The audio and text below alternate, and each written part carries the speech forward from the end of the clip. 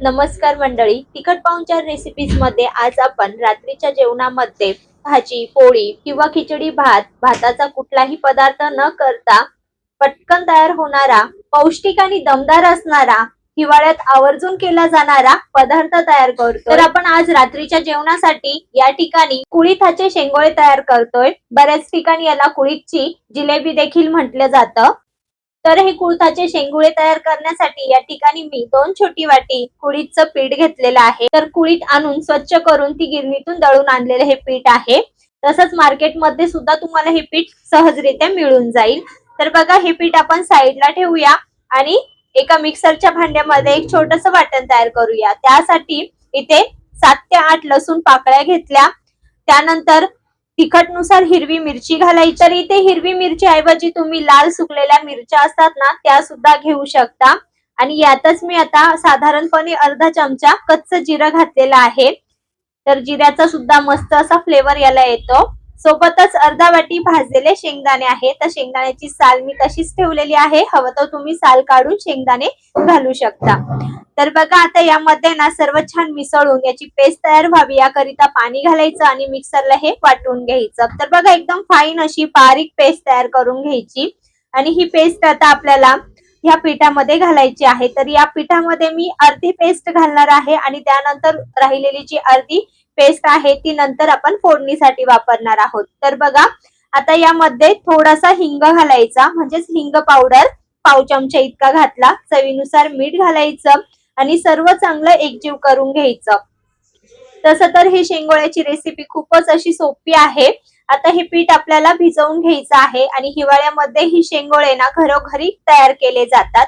तर आता हे पीठ बघा, असं मी जसं कणिकचं पीठ भिजवतो चपातीसाठी सेम तसंच भिजवून घेतलेलं आहे। जास्तही घट्ट नाही आणि पातळ देखील नाही, मध्यम स्वरूपाचं हे भिजवून घेतलं। आता थोडंसं वरतून तेल लावूया आणि चांगलं पुन्हा एकदा मळून घेऊया।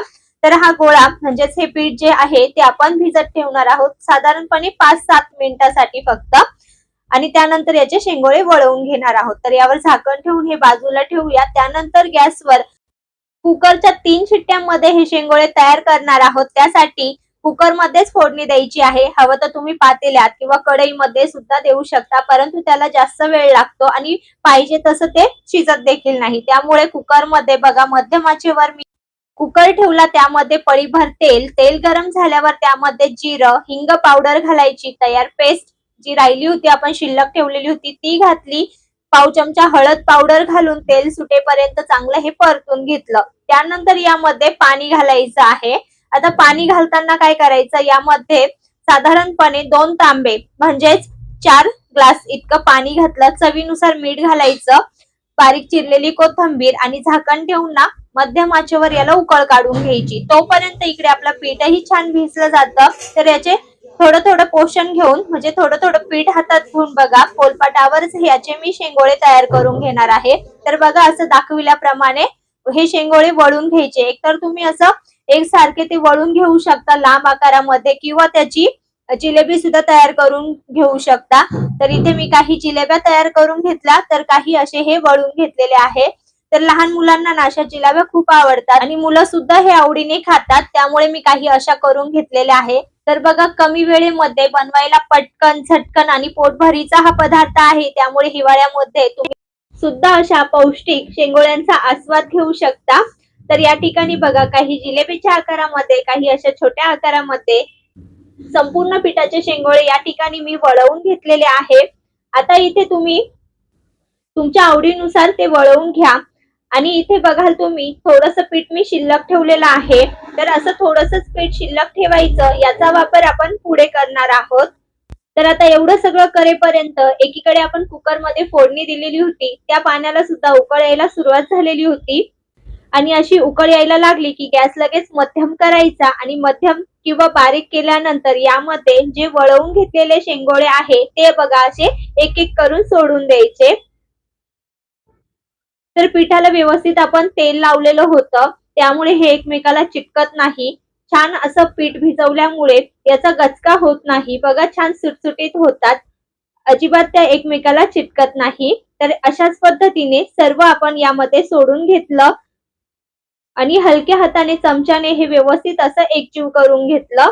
त्यानंतर कुकरला झाकण लावून मध्यम आचेवर कुकरच्या फक्त 3 शिट्ट्या करायच्या. त्यानंतर बघा जे पीठ आपण थोडंसं शिल्लक ठेवलेलं होतं त्यामध्ये अर्धा ग्लास इतकं पाणी घालायचं आणि पाणी घातल्यानंतर ते पीठ ना ह्या पाण्यामध्ये चांगलं कुस्करून म्हणजे असं एकजीव करून घ्यायचं. तर दुसरीकडे कुकरच्या 3 शिट्ट्या झाल्या. कुकर बंद केल्यानंतर कुकरची पूर्णपणे वाफ गेल्यावर झाकण उघडलं. बघा तर मस्त परफेक्ट अशा ह्या शेंगोळ्या कुळिथाच्या तयार झालेल्या आहेत. फक्त इथे जो रसा आहे तो थोडासा पातळ झालेला आहे. तुम्हाला पातळ रसा हवा असेल तर तुम्ही ह्या अशाच ठेवल्या तरी देखील चालेल, परंतु छान दाटसर. तर हा छान दाटसर व्हावा याकरिता जे पाणी आपण बघा बनवून घेतलेलं आहे पिठाचं ते पाणी यामध्ये घालायचं. पण त्यापूर्वी गॅस चालू करायचा. मिश्रण गरम असल्यामुळे लगेच पाण्याला उकळ येते. मिश्रण गरम असल्यामुळे लगेच उकळ यायला सुरुवात होते आणि त्यामध्ये ज्या पिठाचं आपण पाणी मिश्रण तयार करून घेतलेलं होतं बघा ते यामध्ये संपूर्ण ऍड करायचं. चांगलं मिक्स करून घ्यायचं. हे मिश्रण घातल्यानंतर लगेच तुम्हाला जाणवल हा रसा छान दाटसर व्हायला सुरुवात झालेली आहे. तर आता फक्त काय करायचं मध्यम आचेवर 2 ते 3 मिनिटं उकळून घ्यायचं. तर इथे आपली कुळीथची जिलेबी मस्त चमचमीत झणझणीत अशी तयार झालेली आहे. थंडीच्या दिवसामध्ये रात्रीच्या जेवणात भाजी पोळीचा कंटाळा आला असेल ना तर तुम्ही अशी मस्त चमचमीत ही कुळीथची जिलेबी तयार करून बघा. मस्त खाता खाता हा रस्सा प्यायचा. चवीला अप्रतिम आणि भन्नाट असा लागतो. शिवाय पौष्टिक आहे त्यामुळे शरीराला फायदेशीर ठरतो. तर नक्की बनवून बघा. तर मग नक्की करून बघा. रेसिपी आवडली असेल तर रेसिपीला लाईक आणि चॅनलवर नवीन असाल तर सबस्क्राईब करा.